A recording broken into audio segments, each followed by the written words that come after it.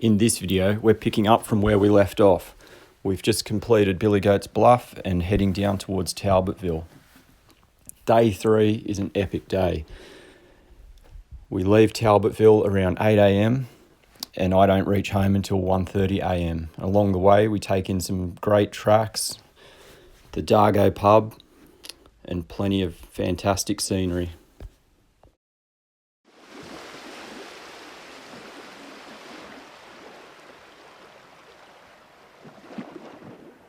Made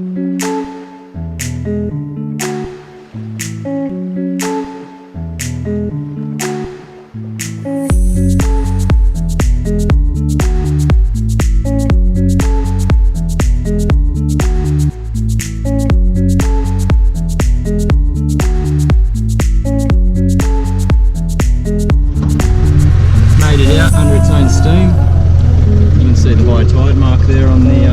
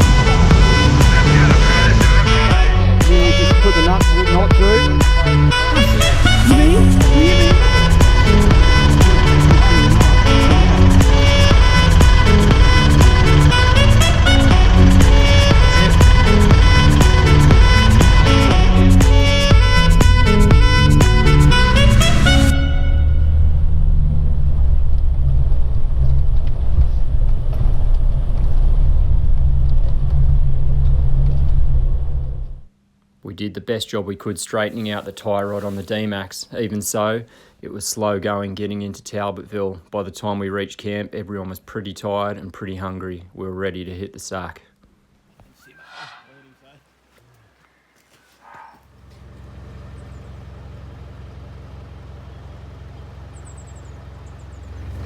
Day 3, we're in Talbotville. Beautiful little campsite. You'll see from the drone footage. Woken up to about -1, -2. Quite a cold start to the day. Talbotville's a great spot to set up camp. It's got history, it's got tracks nearby, it's got a beautiful river when it's warm to swim in, and best of all, the campsites are nice, flat, grassy, and plenty of space for individuals or large groups, so definitely put this one on the list. Just off the Crooked River track is South Basalt Knob Track.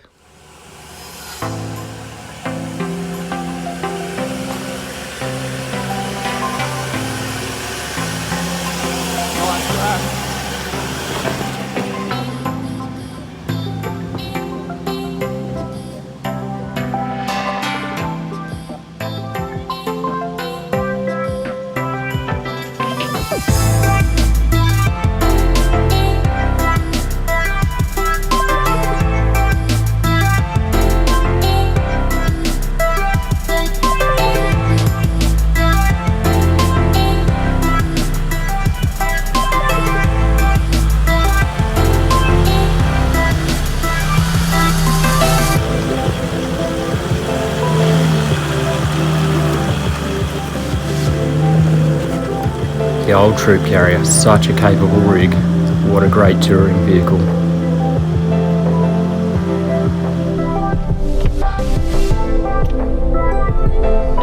Our plan was just to have a quick look on South Basalt Knob Track and let some of the guys who haven't seen it before drive up the steep section, turn around and head back down to Crooked River. It was pretty easy going, it wasn't too dry and dusty, so we had good traction. It was just a good fun drive with some great views.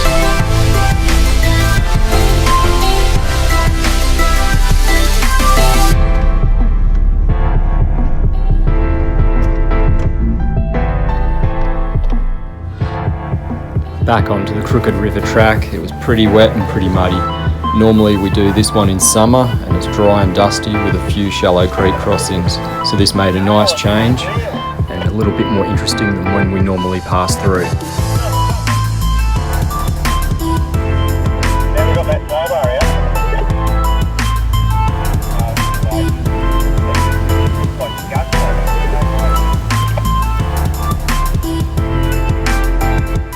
Crooked River Track's renowned for the number of crossings you do as you pass along the track. This time of year, we found after leaving Talbotville and heading towards Dargo that none of them were particularly deep. They all have a rocky base and are easy going. It's an enjoyable drive and there's plenty of history in the area if you choose to have a stop and look around. Definitely worthwhile doing this one if you're in the area.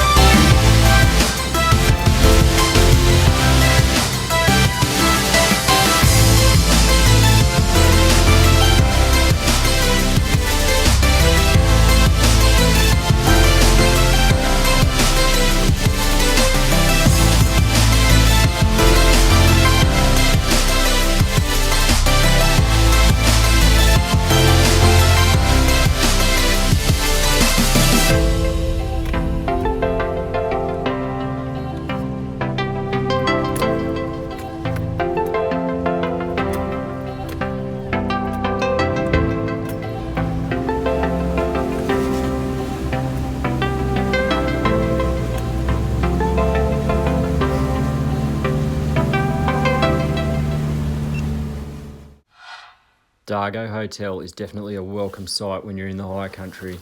We stopped in for lunch and a beer and a bit of a relax before we were heading to Ortons Track. This one had been on the radar for a while, Ortons Track. I was really keen to check it out. It's not far from Dargo and it just happened to be on our way home heading east. It's steep, it's rocky and it's got some decent sized ruts up the top. When you watch the vehicles come down in the video, it doesn't give you any indication of how steep the track is. It's really good fun. If you've got time and you're in the area, definitely check it out.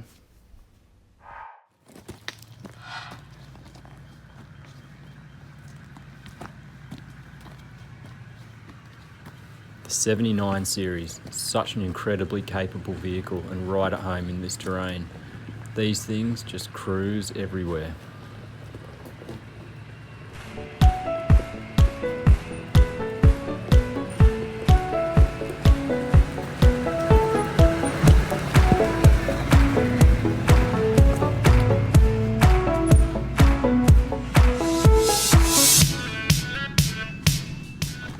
Next, coming down the track, we've got Wombat in the Ford Ranger. This thing is running a 2-inch lift and 33s, and if you listen closely, you'll hear it clunk and bang as it hits the rocks coming down the hill.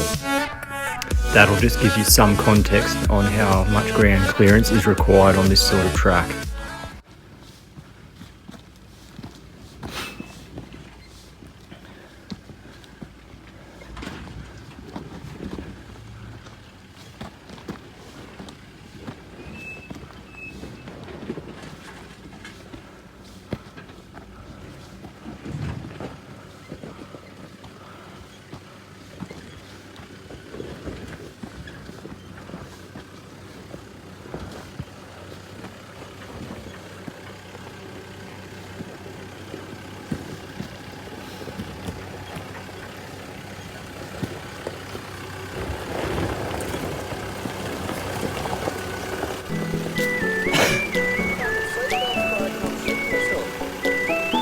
wild old track. They're fucking three-wheeling there for a fucking while.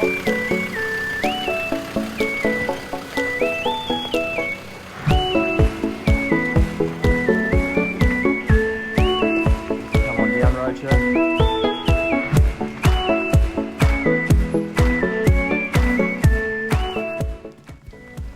As you can see, the top section's a bit rockier and more rutted out. This is where you need to pick a good line and keep your vehicle pointing down the hill. You don't want to cross over and try and turn around anything up here because it'll potentially end in a rollover.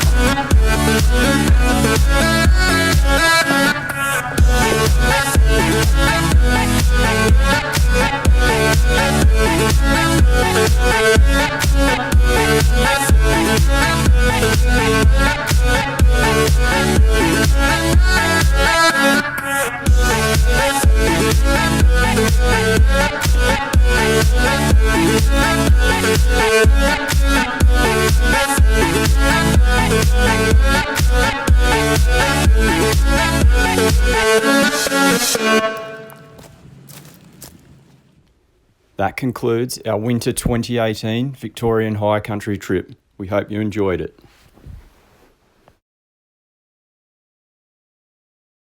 I've had a lot of questions about how we work out what tracks we can and can't drive, so here's a little addendum just to give you an idea. So, first part of planning a winter high country trip is get a hold of the Vic Park's seasonal road closures for the year that you're travelling. It's 14 pages worth. You don't need to print it off, use it digitally, use the find function to look up the tracks that you plan to drive. And then from there you can see if they come up as being seasonally closed, or if they don't pop up in this list then you can assume that they're open. It's very easy to use when you use the digital method. I just printed this off in case we ended up off track and had to refer to it while we were out in the bush. A little bit of a backup. But as you can see, there are a lot of tracks that are closed, and this is what makes most people assume there's nothing to do down in the Vic High Country through winter. But I can assure you, even though this is a pretty long list of closed tracks, there is still an amazing amount of driving to be done down there in winter. So don't let this deter you, just do your research and you'll be fine.